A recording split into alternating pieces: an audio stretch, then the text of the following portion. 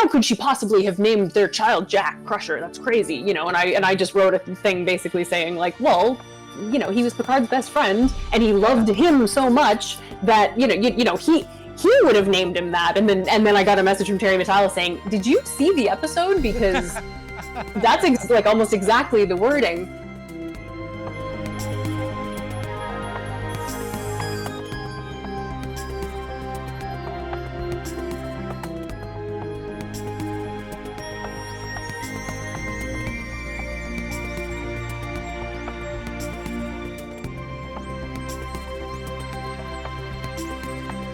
When did you first connect with Trek? How did that happen?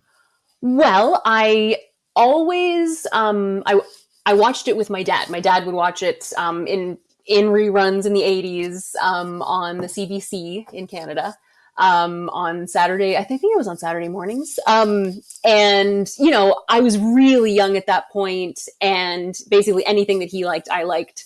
And I remember watching it and being kind of like, you know, sometimes it was like scary or weird or, you know, but I knew what it was, and I knew he loved it. And that was like enough for me. But it wasn't until around like 1991, I kind of didn't watch it for years. And then I was having a really, really rough time. It was like grade 7, grade 8. Oh, yeah. And just, you know, like having a really tough time with the kids at school, you know, eating lunch in the library every day, that kind of just, like, and I needed that. Yeah. Right. Yeah. And it's a very, very common story in this fandom, you know? But I just happened to be flipping through the channels one night, and I saw the guy from Reading Rainbow, you know, and sort of climbing around in the dirt. And at that point I was like, wait a minute, I think this is that new Star Trek show. Oh, okay. So I kind of watched the end of that episode. It was The Enemy. Yeah. The Enemy. Season 3. Season 3, I think. Yeah. And then I didn't see it again for a little while. And then I happened upon it right at the beginning of Skin of Evil one day. And I watched the whole episode. Yeah, right? I watched the whole episode, but I mean, it's, you know, and this like character dies, but you know, they have this beautiful funeral and everybody's talking about how much they mean to each other. And it was like I was crying by the end. I'd never even seen the show before. I didn't know the characters, but I was so moved by it that I was hooked, you know? So I just started, it was on at that point in syndication 5 days a week, plus the new episodes on Thursdays, I think. Thursdays or Fridays. Yeah. And I immediately I was recording it every day. I did not miss it. It was like, that's so similar to my experience. Yeah. Too. Here in Australia, we didn't get it aired regularly. So I actually found it through the video shop. So I would go in. Oh, amazing. And down in Australia, Paramount would release 2 episodes at a time. Mm-hmm. So a season would be 12 tapes. Yes. 13 tapes. But I'd be there feverishly, like renting them. Mm-hmm. So very similar, being picked on at school, feeling isolated, not knowing how to deal with it. So you go more. Well, I found myself. I shouldn't use the word regressing. I found myself connecting with fantasy. Yeah, like a lot. Yeah, and exactly. Reading and watching films and television, Star Trek. Mm-hmm. Big part of it.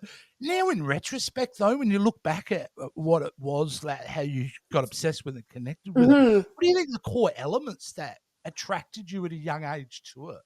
It was, I mean, I was interested in, you know, the whole space thing. Definitely. I mean, at that point I hadn't really figured out that you need, you know, an aptitude in science and math to be an astronaut, generally speaking. Surprise. But at that point I was interested in that, but it was also just these characters, you know, who were all really different, but they were all smart and they solved problems and they worked together and they were like a found family. And that was something that I didn't have any experience with, you know, that I'm from a really, really small town, like a village of 1,000 people. And so the kids that I was in junior high with, I had been in school with since, pre-kindergarten. And I graduated with those same kids, you know, that's a journey, isn't it? Right. So we were kind of siblings in a way, growing up together. But that's the thing, you don't really get to choose your immediate family. No. But it turns out you can go out into the world and find people who, absolutely. I think I once thought about this quite a bit, and I'm thinking, if I could sum up the 3 words that sum up my experience with Next Generation, because we are talking Next Generation, that I got attracted to, and number 1 was hope, because it was a hopeful future. Yeah. Even in their worst predicaments, hope was at the core of it, about moving forward. Respect, I found it, and not something I was experiencing all the time in real life, but the fact that everyone genuinely respected each other. And the Federation, even when put to the task by an evil villain, always behaved respectfully. Yeah. And then, the last one, as you mentioned, is family. I think those were the 3 things that, and then the whole genre of mystery. I only now recently went, you know what I think I loved about it the most was every week's a mystery. Yeah. You know, and I used to watch like old Agatha Christie movies with my grandma. Oh, yeah. Like I was hooked in, and Murder, She Wrote, let's face it. Oh, yeah. God bless you, Angela Lansbury. Right? Yes. So, and that's what it is. And what's interesting about that when you get into Trek, I find, is this is only from my own experience, I found my points of view widening. Oh, yeah. Where I lived a very insular life, and maybe having people in your life that weren't the most positive role models around there, it definitely had my my worldview open up quite a bit. Absolutely. Absolutely. I remember very specifically watching the host with Beverly and Odin and the Trill, and I even have the journal that I was keeping at that point, and I must have been 12 or 13, and I saw that episode and was like, whoa, wait a minute. So what if that was, humans on Earth? And what if somebody felt like they were, a man, or felt like they were I had never even, I knew what gay people were, but I didn't at that point. I don't know. It was just one of those things that I remember that feeling of just kind of my brain like, whoa, this is amazing. Yeah. Absolutely. And that's one of the strengths. You hear the occasional negative connotation that Star Trek has woke, and any fan of Star Trek will call BS on that immediately. Absolutely. Because it's like they've been doing this from the start. Exactly. And it's so important that shows like that do address those subjects, and they do it honestly and with care. Yes. And it is part of minding your worldview. I come from a very conservative place in Australia. The very much the Australian culture. If you're not a bloke unless you're having a cold beer, playing footy and things like that. And to be honest with you, I'm not a drinker. That culture never fitted me. Playing football and sport, I tried. I just wasn't that good at it. Yeah.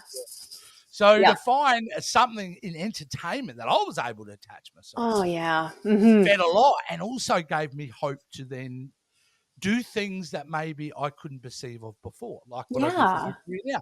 And it kind of leads to yourself. Absolutely. I assume the moment you were in nappies, you had a pencil in your hand drawing. Yeah. I've always been an artist. My family is very artistic. My sister's a dancer. And we were always very much encouraged, to express ourselves that way. Yeah. That's fantastic. But it's funny because it was such a small town, and limited funding, I didn't have art lessons after grade 6. So all the way through high school. So it actually took me a while to kind of come around to getting comfortable enough to actually, apply to an art college. Yeah. Because I just didn't have the sort of the guidance leading up to that. You without doubt would have had the instincts there. The built-in skill level that you clearly show now would have been there back then as well. But I can understand, like, the bravery it must have taken you that first time in showing your artwork to somebody to apply for. As someone who had to create things and show that to get it's very daunting. So, Yeah. do you remember that time? Do you remember Oh that my moment? gosh. Yeah, yeah. Because I actually started putting a portfolio together. Um, Maybe it was a year or two before I actually ended up submitting it, because I started and then I didn't, I didn't have any mentorship. I didn't have anybody to kind of give me any guidance, and I just kind of stopped. I mean, and I still drew, and I still, I still did artistic things, but for a couple of years there, I just kind of, like, I Went don't know, into your shell a I little got bit? scared. It was Yeah, scary. Yeah, yeah. yeah. And, from that, though, you would have obviously got your first bit of validation. Well, not your Abs- first bit, I'm sure you were well supported, but that someone from the outside that exactly, didn't know you from exactly. anything, didn't know the journey you've been up to get that Hmm. first bit of validation. Do you remember that moment? Yeah, yeah, because it was, getting a letter from this institution that, the Nova Scotia College of Art and Design. It's a, well, Big deal. absolutely, absolutely, and I got accepted. You know, Yeah. I actually was. I was hoping, obviously, but it was so exciting to just feel like everything was, taking a shift, because I was a few years out of high school at that point. Mm. I'd been working in restaurants, and I didn't really have a direction, because I wanted to do art, but I just didn't know how to make it happen, Yeah. you know? And having that moment, do you remember what were you doing at the moment? Do you remember? Were Oh you gosh.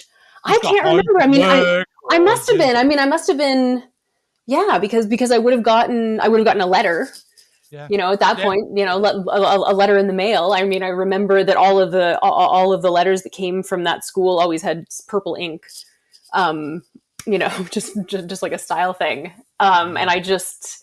I just remember, again, that sort of feeling of, like, possibility and, like, the Yeah. world sort of opening up. And that critical moment is like because it could have been a rejection letter. I mean, it Sure. could. Yeah. And so it's those seconds, I imagine, as you're ripping open that envelope, Hmm. that anticipation, the fear, everything around it. Yeah. And obviously, the world did the right decision and accepted you. So, experience in design school, what was that like Yeah. for somebody who had been doing this now, probably for over a decade, you would say? You were drawing, you were Oh, developing yeah. skills? Yeah. I mean, but again, with no guidance, Yeah. just I remember sitting in front of the TV and pausing the tape and repausing and repausing. I can't remember what episode it was, but I was drawing a picture of Beverly Crusher, and I just had to keep taking it back to the right moment, so I still had, because I didn't have any printed pictures of her. you That's really know. interesting. So Yeah. so when you were a kid and when you were drawing, Mhm. even back then, you were doing Star Trek subject matter? Often, yeah, yeah. I mean, at that point, I was really into, X-Men comics, so I was doing a Oh, lot of, just, copying pages that I, like yeah, and like who trying was to get your the what same. run were you reading at the time? Do you remember the Um, artist?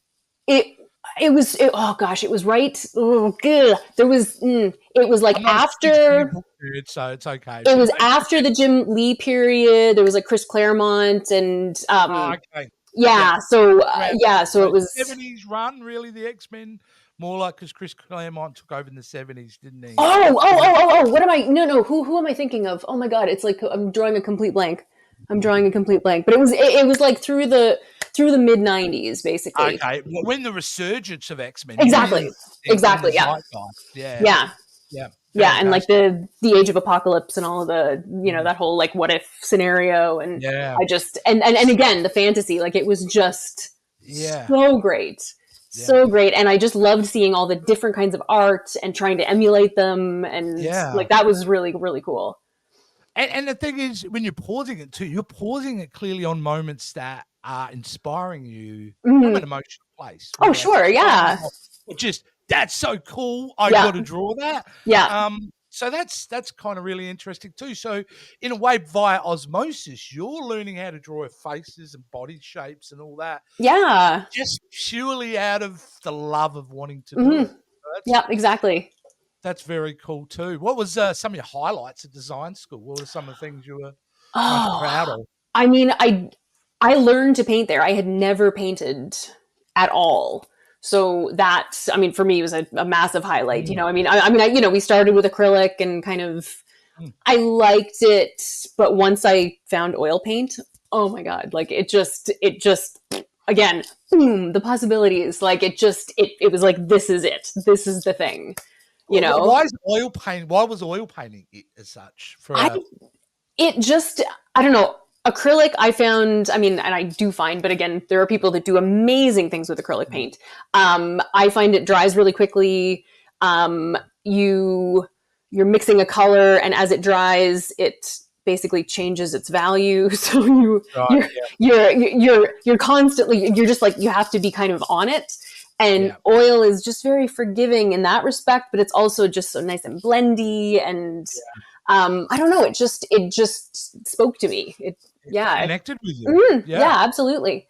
So And that I, became your focus through design school then, working in mhm, oil paint? Yeah. absolutely, yeah, yeah. I mean, when I went in, I took drawing classes every year. I took anatomy. That was actually an amazing class because um, we had live models, but they also took us to the medical school and had us like Wow. look at like actual body parts. And so that was incredible. That was an incredible education. And honestly, one of the things that I loved the most about it was, and really I think actually I learned the most from, was just having our studio spaces up on like the fourth and fifth floor of this. It was this like old historic building in the downtown of Halifax. And it was open 24 hours for us to work. And so I That's would be, yeah, so I'd be up there like working overnight all the time, because I was also working full time while I was going to school, because I had to pay for it somehow. yeah.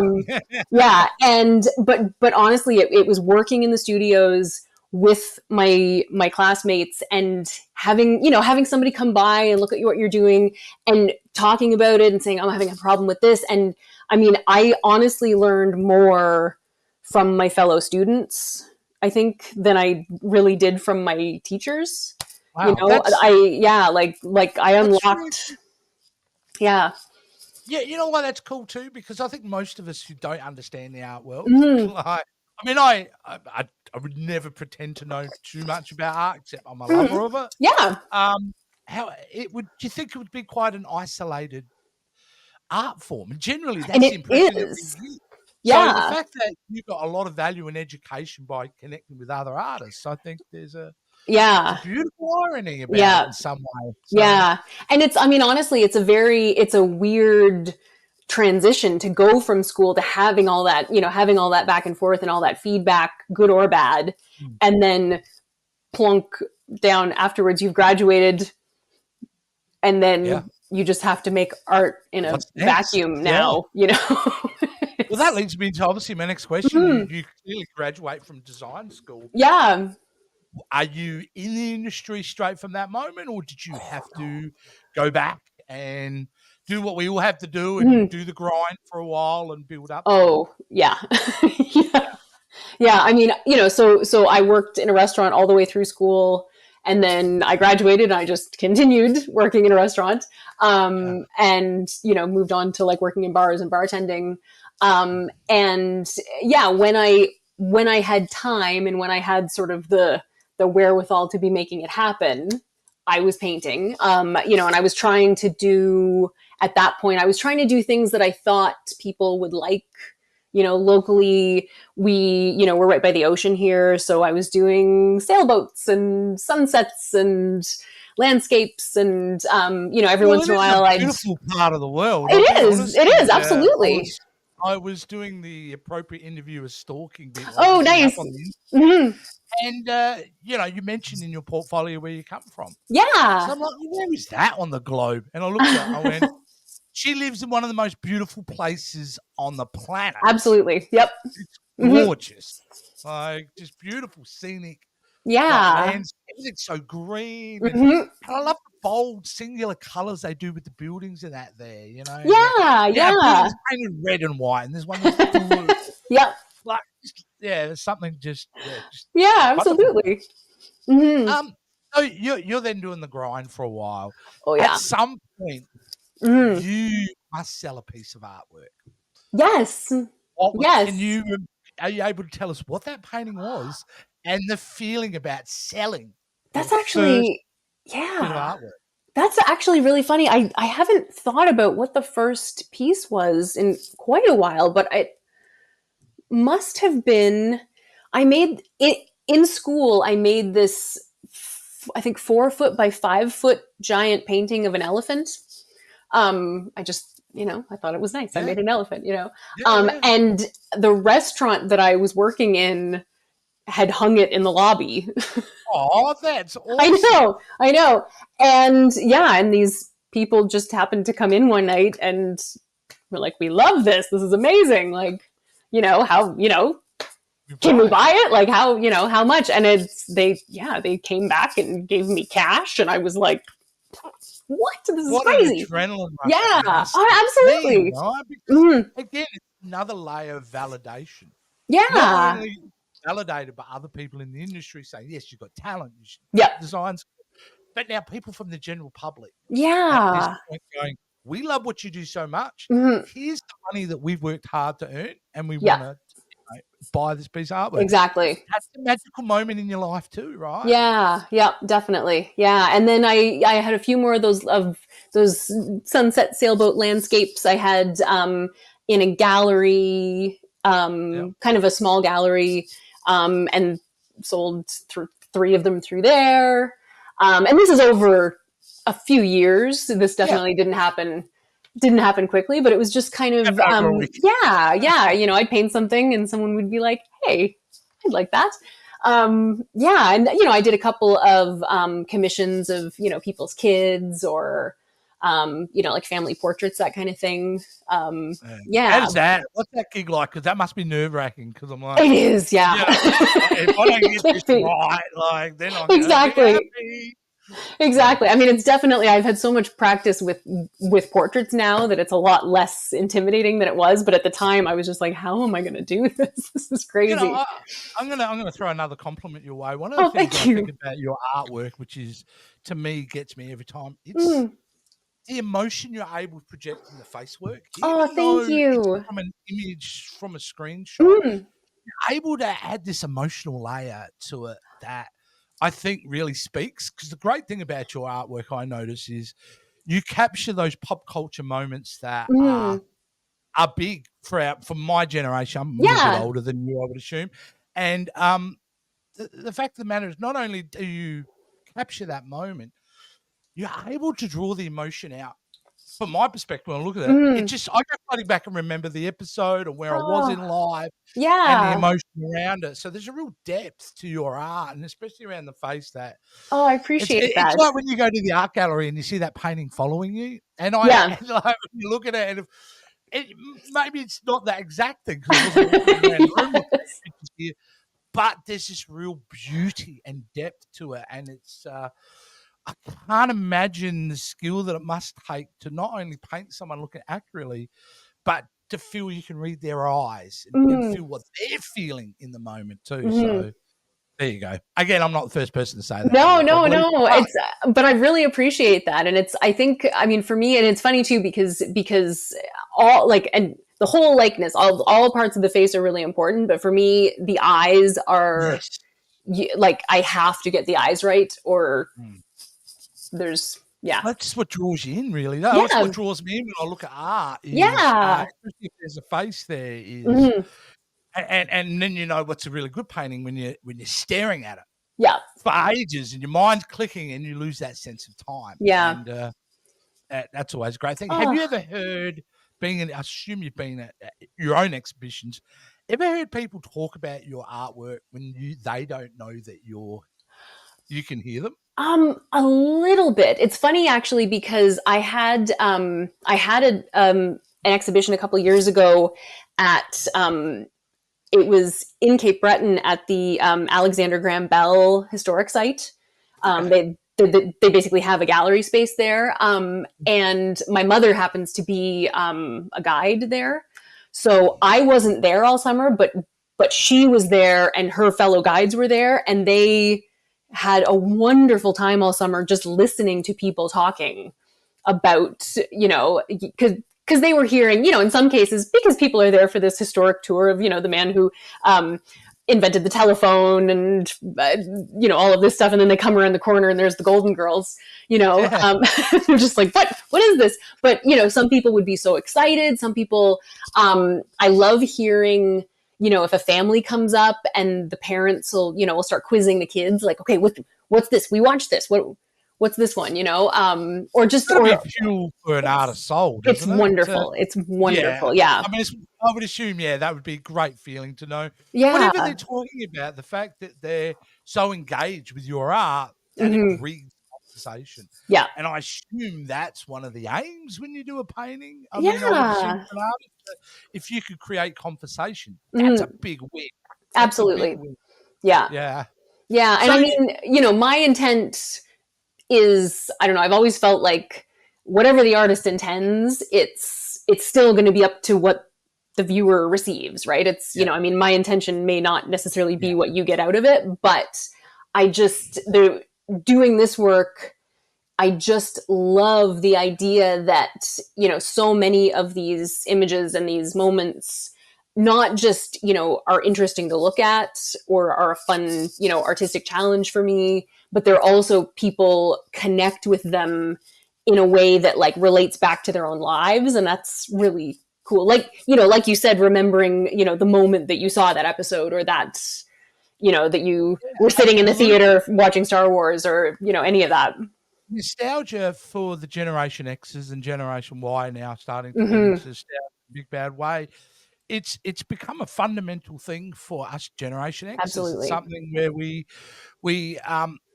we love nostalgia because it, in a way, I think emotionally brings us back to a simpler time. Generation X's are the one generation have been center seat in the transition from an analog world to a digital world. Absolutely. We've ridden that all the way kind of through. So for us, nostalgia is, I think, some ways a coping mechanism for our fear of the future. Absolutely. Times. And when you do paintings that and your current, I don't know what the word would be, but your current theme, what you're doing with your artwork is called Sings from the Multiverse. Yeah. I love that concept. Thank you. And I just think it's such a smart way to go because, yes, there's some of us that will go to an art gallery and emotionally connect with very old art, but a lot of us are Generation X. This is our emotional connection. Yeah. Some of the things, this was escapism for us. It helped to define things for us. It reminded us of, like I said, experiences and situations. And how did that come about? Scenes from the Multiverse. Where was the idea of the theme? What kind of drove that forward? I started because I kind of got to a point doing all these, just random portraits and landscapes and I mean, it was nice. And I appreciated the fact that I was able to sell the work. And, but I just, first off, I realized that I had never made anything for myself for me to keep. I hear that too. Yeah. Right. So yeah, you're doing it to pay the bills. So yeah, and I was thinking, man, wouldn't it be cool to do like a really big, cool painting to go behind my couch, And I decided I really loved Matt Smith's Doctor, the 11th Doctor. Yes. Yeah. And his TARDIS is my favorite. Yep. I just, that it was like, his TARDIS was like looking at some of the illustrations in some of the books that I had when I was a kid, like where there was just so much to look at and, things going off in different directions. And I just was like, I need to paint this. So I found this really great shot of the interior. And yeah, I painted this like 4 foot by 3 foot giant painting. Wow. And while I was working on that, my partner at the time, saw that I was doing something from TV, and he was like, well, could you do a portrait of, somebody from a movie or something? And I was like, yeah, I can probably do that. So he asked me to paint him a scene from Stand By Me. Yeah. Is it the one that's in your, if you don't mind, I'll just share. Oh, please. Yeah, absolutely. If that's all right. Yes, please. Add that to the stage now. Oh, amazing. Oh, here we go. awesome. Yeah, Amazing stuff. And I was going to get, is it the Stand By Me painting of, is it though? That's the Goonies. That's the Goonies. Yeah. It's right there with Blue Point. Where am I? With the baseball cap sort of in the middle to In the the left. Middle to the, oh yes, here we go. Here we go. Incredible. And that was the painting? Yeah. Yeah. That is, how long? Okay, this is the big question. How long is a piece of string? But how long on something like that then did that take you? Oh gosh, that took me a long time, because at that point I was still bartending. So my life was work, and then when I had time I was working on this. So it took me several months to do this piece. I probably, had I been working, full time, I probably could have done it in a couple of weeks. Is that an on average when you get a commission, you're doing commissions, are they generally, is that like the length of a project for you? Yeah. Yes and no, depending on the piece. On the piece. I'm working on one right now that I've been working on for a solid month. Wow. Okay. Yeah. But like the Enterprise took me a couple of weeks to, of full-time work. And, some of the other pieces, these ones I'm talking about are like quite large. A lot of the pieces that I've done are sort of in the 2-foot range. Yeah. And those, might take me a couple of weeks, but also in some cases will just sort of magic will happen, and it'll happen in like 4 days. I got to mention this only because I've been on this road several times. Oh, amazing. Yeah. And so I absolutely have a soft spot. I was lucky enough to. Oh, that's so cool. Yeah. To have been in that area and get the photo, and I should have shared of me standing literally. That's awesome. That's like Broken Hill area, like kind of central Australia, off to the east a little bit. But yeah, absolutely gorgeous. Thank you. Paintings, the Golden Girls. I mean, this stuff goes on and on and on with the level of artistry that's in this, and the fact that you don't just grab plain set piece moments. Right. You grab moments that are like this. I love this. I mean, X-Files. I'm a huge X-Files fan anyway. But just that, look at them working together. Yeah. They're discovering a mystery. They're in the middle. Like, just there's this whole thing about it. Exactly. Know? Yeah, exactly. Just do such a great job of that. So you're able, and if it's a personal question. No, not at all. But at what point, because you've hustled probably a long time through this, did you get to the point where it was able to be viable for work? Is it a full-time occupation? It is now. Yeah, it actually is now. So I did that piece for my now husband, and I put it up online, and people were very excited about it. I was just and I was kind of blown away, and I finished the TARDIS, and people were like, oh my god, this is so cool. And then I had some friends who were volunteers with our local Comic-Con here. HalCon, shout out to HalCon. And they, they have an artist alley every year, and my friends were like, you really need to like make some work and come and do prints, and because people will love them. So in 2018, I set out to paint like a dozen paintings between January and October. And I did it. Okay, yeah, that's a bit of work. Oh my god, it was insane. Yeah, it was nuts. So I basically just kind of, I thought, okay, well, what would I want to buy? What would, what scenes, what scenes like mean something to me? What scenes do I think of when I'm thinking of, these iconic moments? And like this one especially, that was one of the first ones, because that had been in my head since the night that I watched it, because it meant so much to me. Yeah. So just I mean, like, it's the last episode. Oh my god, yeah. Shot. It's beautiful. The one behind your left shoulder. Yes, of course. Yes. Iconic painting. And actually, the first I'd ever heard of you, I want to give a shout out to Nita Flores. Oh, yay! On the Sci-Fi Queens, I helped start. Nita's amazing. Yeah, I actually approached her in the beginning and said, I think you should be doing a podcast. Yes. So, and which she's still doing now. Please go watch it over the Sci-Fi Queens channel. She does a great show. And she introduced me to your artwork because she, I believe, got a print. She bought the original painting. Oh, she bought the original? Yes. Sorry, Nita. Yes. She's swearing at me right now while you're watching this. The original. Yes. She's like, no, I have the real one. Oh, my. When she showed it, my jaw dropped. Oh, that's awesome. Firstly, I'll be honest with you. Firstly, because she's hot. If you imagine she's like the back of the room. Yep. I'm thinking it's a printout. And she actually gets closer and, yeah, absolutely wonderful. Oh. So that was the first introduction that I got to your artwork, and jaw-dropping moment, like in the sense that I assume when you were going to that con, I reckon that's another weekend of validation for you, right? That was incredible. That was, I mean, because it was also, there was a big learning curve for me because it wasn't just making all these paintings. And, you know, I mean, I got to the end of it and I was just like, oh my God, look what I've done. This is crazy. But then I had to learn how to photograph them and learn how to make prints. And that was not fun. It's not fun. Yeah. And, you know, and then by the time, and it's funny because I've talked to a lot of other artists who do shows like that.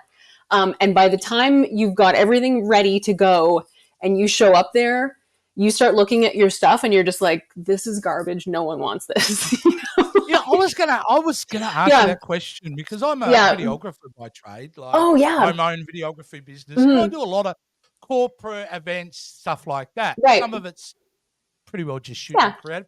But, you know, with corporate stuff and certainly the aim with my business is to do something to try to make it different because last thing I want to watch is those boring corporate videos that I was forced to watch as an employee. Yeah, for sure. So you do something different. But there's a process when I edit. And it's generally, you go out and film it and I'll come back to the editing bay and I'll rough cut it. And at that point, I'm going, what have I done? This is the worst footage anyone's ever filmed in my entire life. And then I'll get my first cut going and I'll go, this is even worse. Somebody should arrest me for how bad this is. Yeah. Then there's moments and you get that inspiration and all of a sudden you feel it going together and you lock into a zone. Yeah. Do you go through that with painting? Absolutely. Do you get into this? Every single time. Every single painting. Do you go for the ups and downs? Oh my God, yes. We're like the number of times, I mean, you know, this one in particular, just because there's so much detail in this painting and it's crazy. Like I actually can't like I can't say what it is right now because it's a gift for somebody and anyway, but eventually I'm going to be able to show everyone. But it's so much detail and it's like different depth of focus and a bunch of other stuff and lots of faces. And as I've been painting it, I keep hitting a point where I'm just like, oh, I'm ruining it. Oh no. Okay. I'm ruining it. Okay. Just keep going. It's very ugly, but you're going to be able to fix it. Everything's fine, you know? And then a few hours pass and you're like, oh, okay. No. It's okay. We're good. And then the next day it's like back to the ugly stage, but it's, like every single painting I make, there's a point where I'm just like, oh God, oh no. When I edit, I get to a point sometimes where I go like, I'm not sure if this plays right. So I have a person, my lovely 23-year-old daughter, who is the most honest, brutally honest critic, and I love her for that. Yes. She's my go-to. So if I've edited something, I'm not quite sure, I'll flick her a link and go, check this out. What works and what doesn't. Do you have a person like that? Absolutely. I used to often get my mom on the phone and I'd be sending her pictures of it. And, you know, especially when I was still learning, like really learning how to do portraits, she was really good at being able to sort of pinpoint, okay, you know, the nose needs to be like this much longer or like there was some, she was really good at finding those, like picking out those things. Oh, right. And my husband now, he's amazing. Like I can bring him in and he can see it, you know, it like he can see it without, you know, where I've got my ugly goggles on and I'm just like, oh man, that's horrible. And he can walk in and be like, no, this is great. Right. Or he can walk in and be like, oh, this is great, except that's super weird. That needs to be fixed, you know, like, so it's like, he's just in the next room. It's amazing. You know, it's my wife, such an amazing resource, you know. I tried that with, but she tells me everything I do is awesome. Oh, and I just said, you need honesty. Yeah. And you're being biased here, love. I love you, but you've got to, like, Yeah. I need someone who's going to go, Dad, that's shit. Like, it Yeah. needs to not that she's ever said that, thankfully, daughter out there, but, you know, Yeah. you do have that. You're lucky to have that with your husband. Absolutely, yeah. Maybe I'm just I should pick the pre-coffee times with the wife, I think. If you're listening out there, Megan, maybe I'll get you to look at stuff before you had your coffee. Yeah. That might be the better way to go. Mm-hmm. I'll tell you, I mean, that's, oh, sorry. No, go ahead. That's something that I did learn and that they do teach you just through attrition, really, in art school, is to take criticism, you know, because there's like once a week, you know, your whole group comes together and just tears apart whatever you're working on. You know? I think it's, you know, I came to peace with that early because I would go, look, there's no worse critic on me than myself. It's true. It is true. And I think it is one of those things as a creator that I found most creative people, we do go through that struggle of sometimes not validating ourselves enough at our skill level. Absolutely. It's one of those things, but it's also a weird thing because sometimes that could be the fuel that you need in the moment to drive you forward to the better place, you know? Yeah, absolutely. Creators, we're not simple people. We're complex in our own ways. And you find that across all art forms. All art forms. Even influencers that make a lot of content. Oh, yes. To that. And they go for the same thing, you know? Which I wanted to lead into as well, because I obviously Nita introduced me to you. Yeah. But what I was really shockingly surprised is how much of a prolific creator you are in the social media space. Somehow that you pump it out. You pump it out. Yeah. Well, basically what happened was I was able to quit bartending because I got a job in 2017 working online, teaching English to kids in China every morning. Yeah, it was amazing. It was like the greatest. Oh my God, it was the greatest job. And I did that for 5 years. And that, you know, I was finished work at 10 o'clock every day. So all of a sudden I had time and bandwidth to start working on all of this stuff. So I was doing that when I first started this series of work, you know, but in 2022, the Chinese government decided that all of these Western teachers that were coming into their kids' living rooms might be giving them too many Western ideas. So they started cracking down on the online English industry.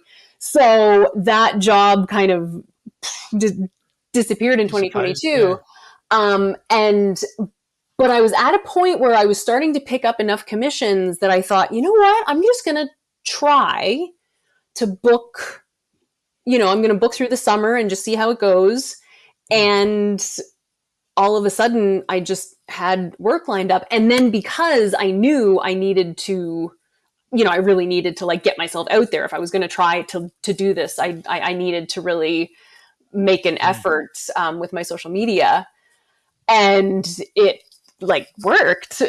Yeah, absolutely. It worked. It worked because there's you're sharing some fantastic work. So there's the first tick. Secondly, you come across extremely personable and relatable. Oh, thank you. And that's really important too, I think, for people out there. Yeah. We will love to support people that we can relate to. Exactly. Yeah. And so you've got that likability factor, which works a lot. So there's a very kind of, well, from my perspective, when you see you on social media, there's this real joy about your posts, because they are very joyful. Even when you have sad ones come up, because you do occasionally some emotionally sad ones, it's still very, you know, it's so relatable and it works. And I think that's where, you know, like I said earlier, that we now have the subculture of celebrity within fandom.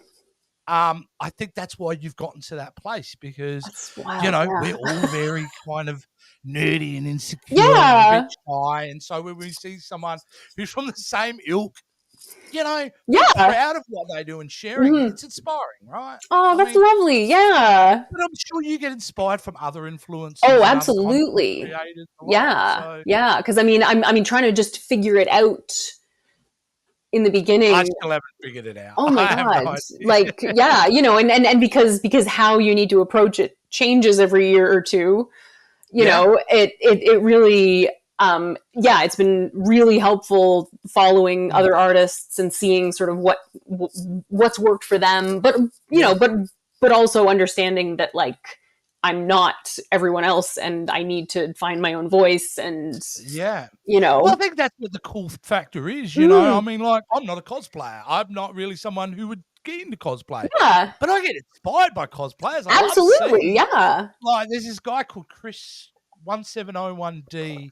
Got to meet him at one of the cons, and he has the most amazing cosplay that he dresses up. Cool. I mean, like, top level, looks like come straight out of the studio. I love that. That's awesome. And he's at a point now, he's now doing commissions. That's so great. Isn't that wonderful? Yes, that's so awesome. So you've got this thing of art inspiring art and then art becoming commerce. Yeah. And so people are able to express themselves and still keep the lights on. Amazing. Yeah. You know? And I love that. That's the best thing about the Trek fandom I have found is that, you know, and everybody has a voice and, you know, everybody's valid. Like, even if you have an opinion, I don't agree with the Star Trek. Exactly. Episode, I'll say you're nuts, but I respect your, yes. You know, Totally. You know, that episode. And, I mean, it's been an incredible journey for you. You're still obviously hammering hard. Are you going to a lot of cons now? Is that something? Funny, I'm almost going to less cons because all of a sudden I'm very, very busy. I did see that on your website. Like, there are things sold out left, right, and center. I'm booked for commissions right now, basically almost right to next summer. And I just needed to, be like, okay, I can't actually be booked a year out. Like, I need to, you know, I need to like allow for life to happen. You know, and I do, and I will be doing in-person vending at HalCon in Halifax in November. But other than that, I mean, I haven't had time. I haven't had time. You're playing catch up. Exactly. Exactly. I mean, I'm in that situation right now too. So, being that you love what you do, then that's the next question. How long are you working each day? Because the biggest struggle I've had, to be honest with you, Jenny, is I'll sometimes find myself so in the zone I lose time, and I've had to work really hard over the last 5 years to allow myself to pull back and make sure that I'm not obsessing too much. Right. Do you have that issue? Yes. I also have. I'm also very ADHD. And that is an ongoing struggle because I then also have the opposite problem where I'm procrastinating. So, you know, I'll get like half the day of not getting done what I needed to get done. And then I'm working from like 2:00 until midnight. You know, so trying to find, you know, like a real work day. It's funny, actually, I realized a while back that because, I worked in restaurants and bars. I've never had an office job. I've never had like a 9-to-5 job. And even my teaching job started at 6:00 in the morning and was over at 10, so I've never really had to figure out how to organize a day, a work day. And I'm still working on that. I'm still working on like what works best for me because it isn't just painting, right? It's the painting, it's the social media, it's managing my shop, it's all the admin, the back end. There's taxes involved. There's a whole thing running a business. Yeah, exactly. So yeah, I hear that for sure. I with my story with I wanted to be a filmmaker. Oh wow! And went to film school for a while, and then at some point I went, these guys are super pretentious around here. Like I got really like everyone thought they were the next Hitchcock or exactly. And I'm okay, but I met my beautiful wife there. Oh, great! And no, we don't waste time. Within 3 months, like Homer and Marge, we were with child. Oh my god! So I had to make a choice, and I wanted to be a dad. That was something really important to me. And so I literally, the moment I remember my son, holding my son, and then having that moment of, it's not about me anymore. So literally for 20 years, I put everything on pause. Right. went and did a standard 9-to-5 job, worked in a trade for many years and worked my way up into a corporate scenario and did that. And then there was a moment that my kids are growing and I'd unfortunately lost my mum. And I remember I can remember hearing my mum's voice go, now is the time to go and do that. Yeah. And the reason I'm telling you this story is one of the messages I'm hoping is, even though you've been doing this since, you had a bottle in one hand and a pencil in the other, it's never too late, right? It's never too late. Exactly. It's what you love. Exactly. I didn't start doing this full time until 2022. Yeah. I was 43. Yeah. Yeah, it took me 5 years. I was very lucky. I had a CEO who believed in me, believed that I had talent and wanted me to do it for their business. And in 2020, in the middle of COVID, I decided to leave a really good paying job and start my own business. And everyone thought I was insane except for 3 people. My wife, my CEO, and the head executive. My CEO and head executive are going, you do this now, you're going to make money. Yep. And they'd been talking me up to other CEOs and things like that. And that's how it kind of started. But it wasn't overnight. I had to work to it. And the thing is, I'm a big believer in, Jenny, if you have that goal, if you're taking one baby step a day towards that goal, it's the sum of all parts, right? Definitely. So all those times that you were working at the restaurants and you were doing that and you were coming home and you're doing artwork, that was that one building block forward, wasn't it? That was that one step. Exactly. Step. Exactly. Yeah, exactly. And and all of these things have sort of come together, to make me the person that can do this, I'm like 5 years of teaching kids online and doing this, long before COVID happened, I was so comfortable just being myself on camera that has paid dividends, because one of my anxiety issues is I have no problem public speaking. I have no problem doing stuff like this. I have no problem with the crowd, but I can't do supermarkets or shopping centers when it's busy. Yeah. Yeah, I have those weird things when there's massive amount. It's usually, I think, chaos order. Like if it's orderly, it's okay. Yeah. Isn't that the weirdest thing? I think I find that in common with people who are a little bit insecure too. Is that we project when we absolutely. it's just in our nature, Yes. But it's a good thing because when you're bullied as a kid, as a small, that imprint affects you for your whole life. Absolutely. So it's a joyous thing to have these ability to be able to.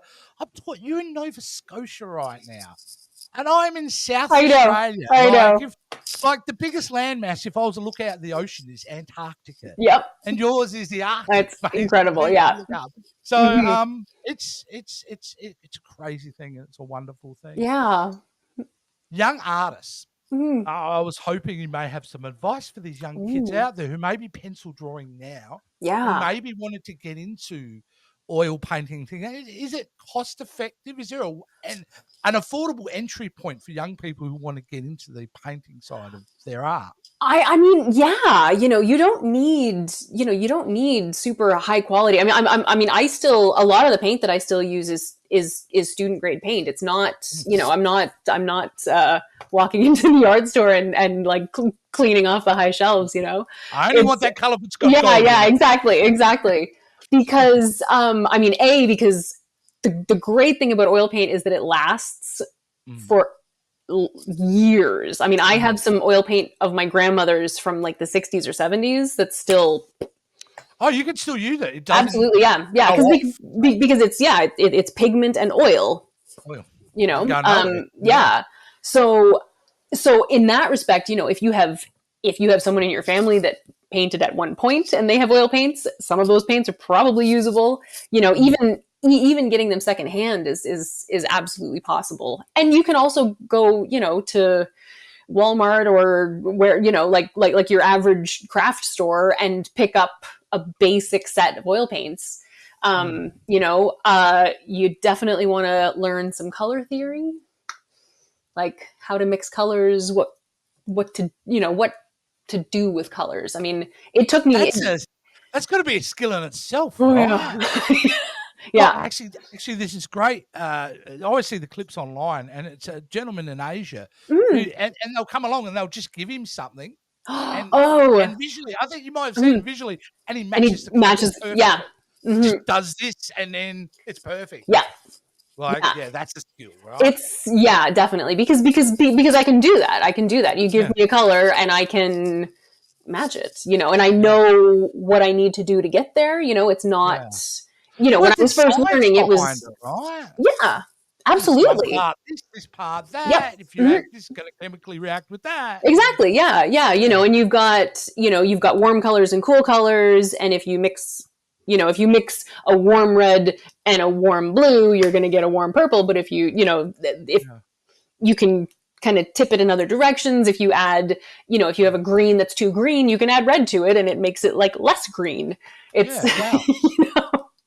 And I suppose that's the fun part of experimenting too. If you're fortunate enough to be able to experiment, and really, I mean, and it's and doing the work that I'm doing, I think it's been a wonderful practice for me because I'm using so many different images, different scenes, that have different lighting, that have different costumes, that have different because of the nature of the multiverse, texture of skin and then texture of clothing.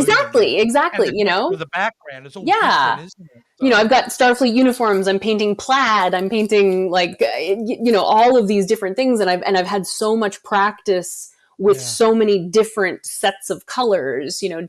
So many different palettes. So it's like color is my jam. I mean,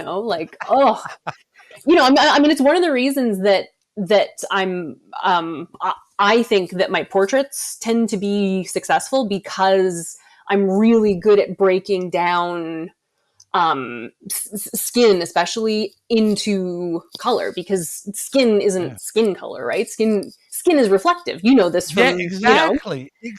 And depending on the lighting and the photo behind you of Cisco, example, the lighting is very much on one side of his face, and it's not really backlit that well. So you've got different.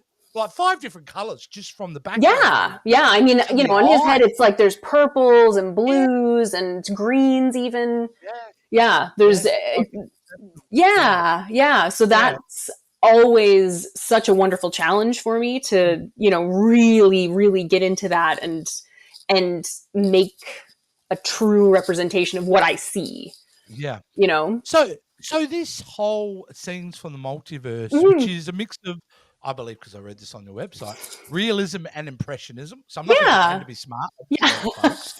I mean, but it is such a great. When I read that, I went, "Oh, that's exactly what it is." I mean, it is, right? I'm not even an artist, like an art major, or no terms like that. But it's realistic and it's impressionistic. And because I'm not quite doing what I would say is photorealism. I'm not it's not quite that. Because there's still this sort of painterliness to it. Yes.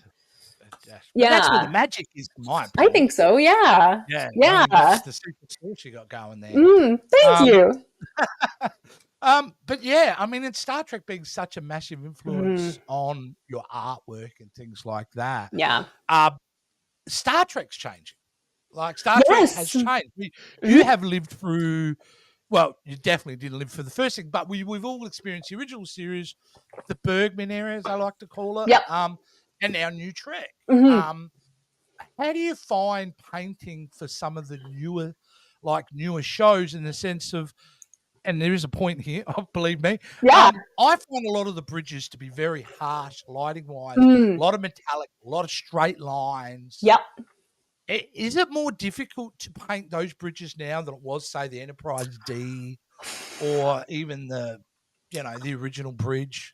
I mean, I think, the newer shows, like you're looking, it's darker. They're darker. 100%. Yeah, 100%. I can't afford the new light bill, right? That's one light complaint. Just like, somebody turn some lights on. I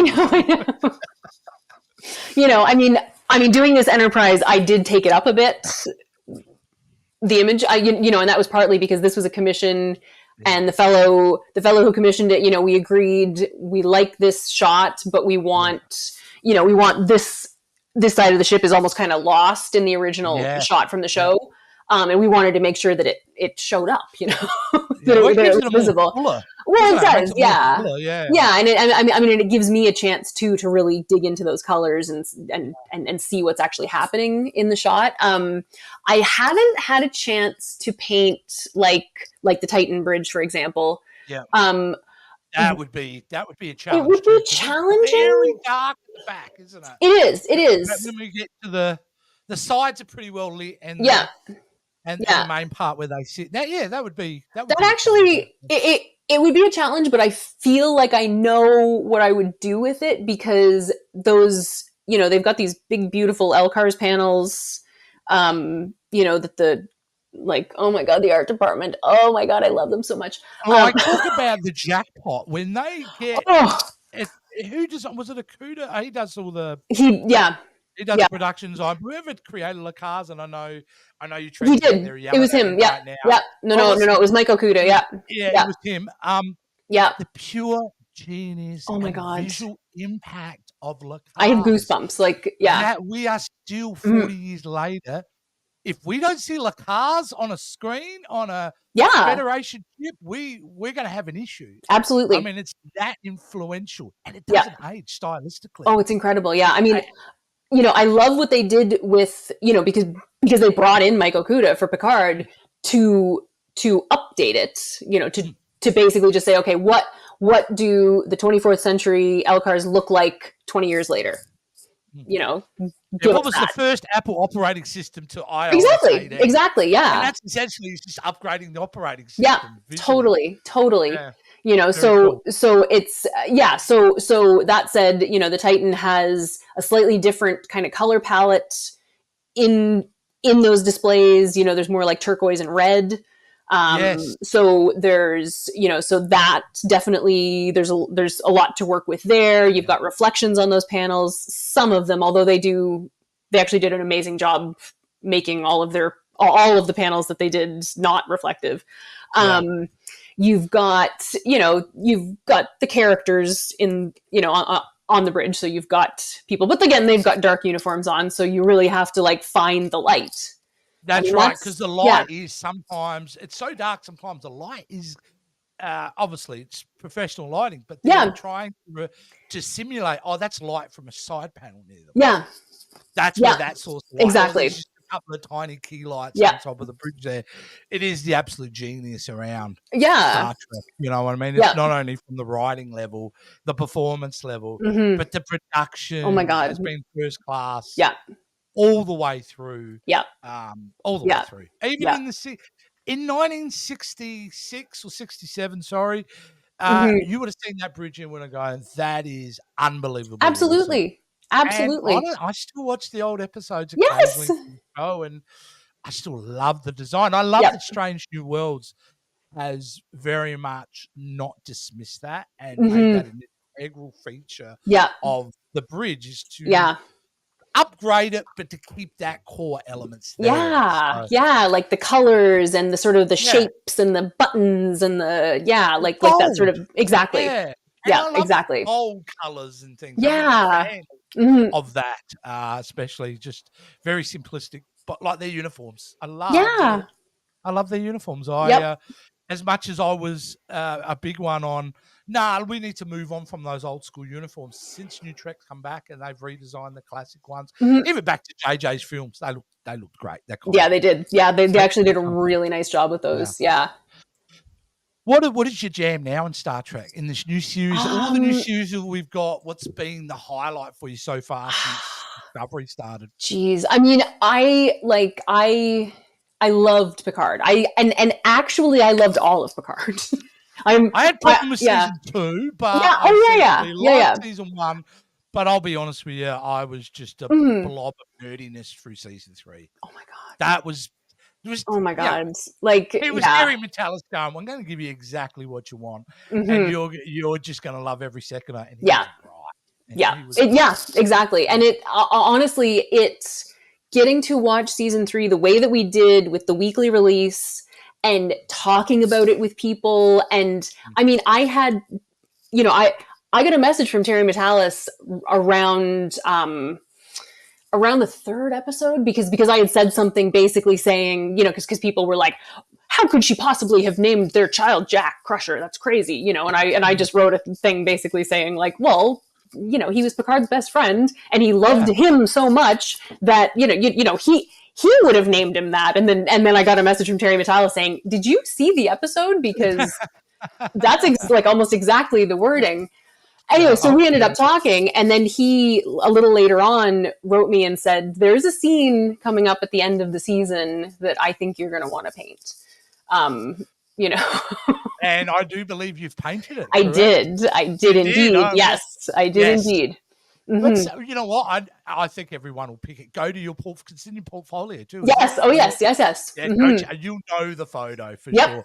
And you've actually led me into something else I quickly wanted to talk about with you was you've had the privilege of being able to show someone you've painted and then being able to have that show that person in real life. Yeah. So basically I'm alluding to the photos on social media with you showing a lot of the crew from Picard.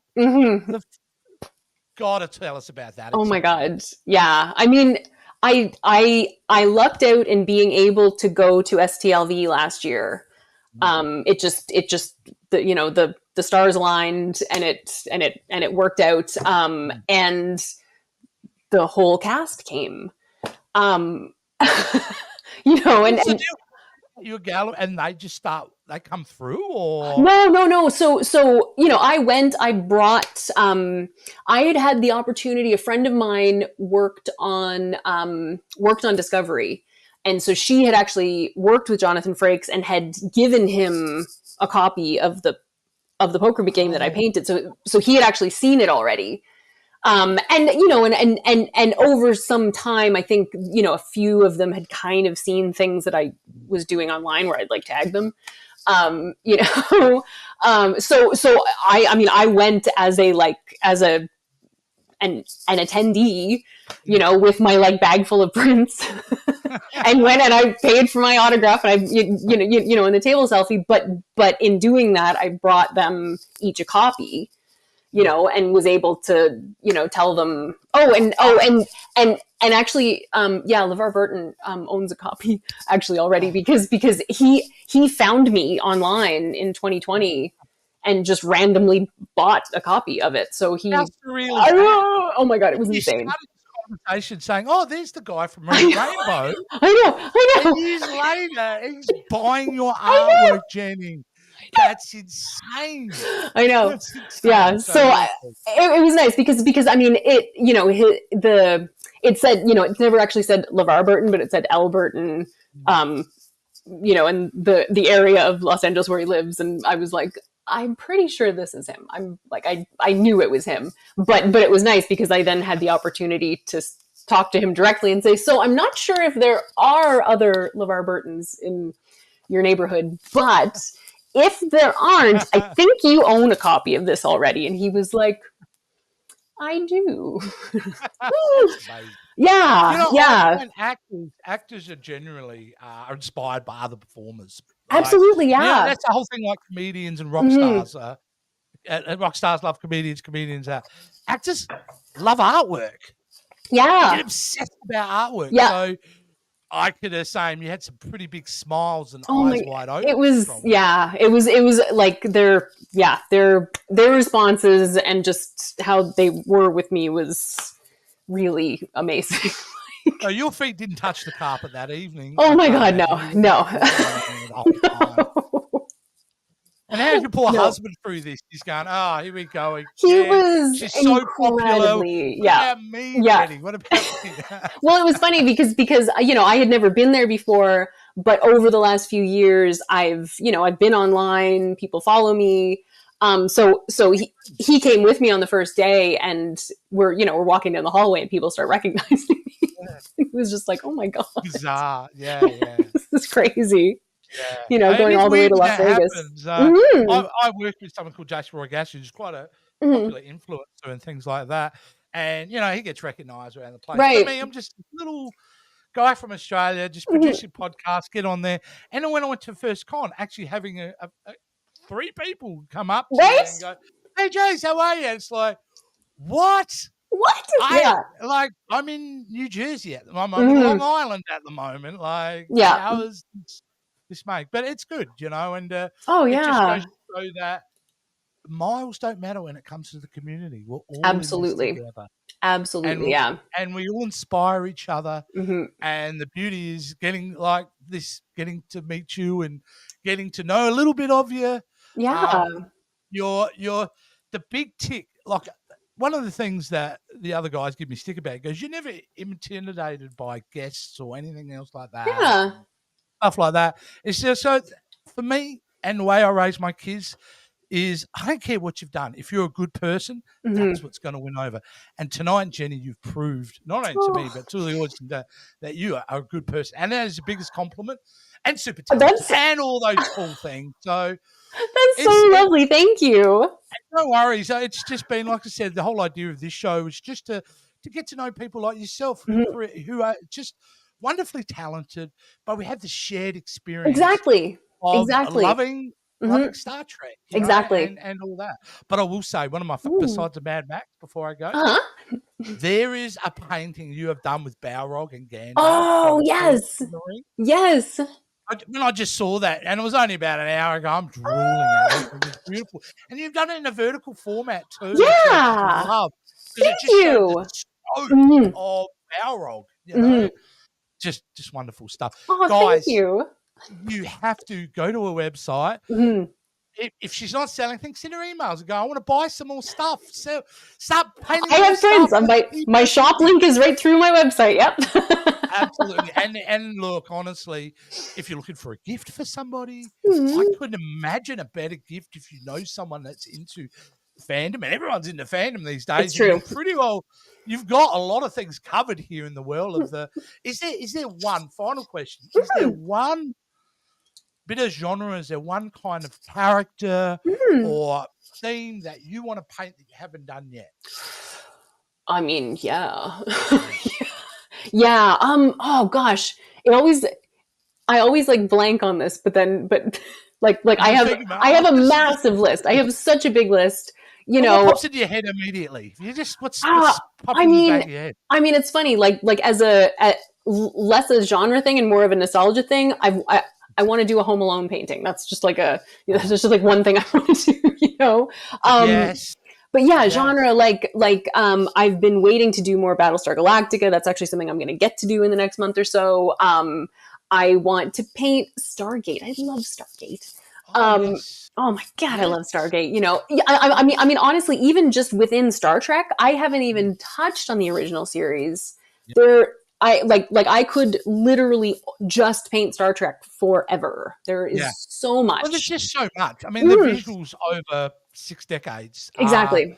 are ever changing, are Yeah. always, Was it 900 exciting to episodes see. now? Like, It's yeah, nuts. You yeah. know what I mean? And you've probably seen them all, so have I. So Oh, I yeah. don't think there's not an episode of Trek I haven't seen. So Yeah, exactly. and yeah, I will still go Mm. back and watch them. I can guarantee Oh, you yeah. there'll be a next generation episode on today Hmm. at some point. I I'll love put that. it on That's in the awesome. background. Yep. So again, Jenny, thank you so much for your Thank time. This has you. been This has been absolutely wonderful. delightful. No worries. Thank you. I mean, the Thank idea is you. just like we all do joyous things, You're doing Exactly. something really, I think, really important for the soul Mhm. of culture in the fact that you're recognizing nostalgia, you're recognizing fandom, you're doing something what you love. This is just a big win across the board. So, guys, please go and check out Jenny Johnson. Give her all the love and support that she doesn't need because she's got already, but give her more because Thank she you. deserves it. She deserves it. And go check her out on all those socials. And yeah, share the love. Thank you again very much for your time. Have a great Thank weekend. you. And guys, stay tuned. After our next interview will actually be with me and Joe, where we're going to be interviewing Tara Rosling. Yes, the president of Navarre we get to speak to What? coming up this week. Yeah, I got to meet her actually in Long Oh, Island. that's She's a so lovely great. performer. So, but all right, guys, thank you very much. And we'll catch you next time.